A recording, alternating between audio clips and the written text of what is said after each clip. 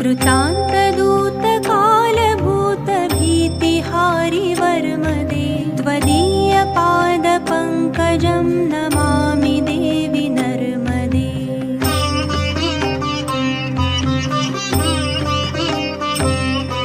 त्वदम्बुलीन दीनमीन दिव्यसम्प्रदायकं कलौमलौघभारहारि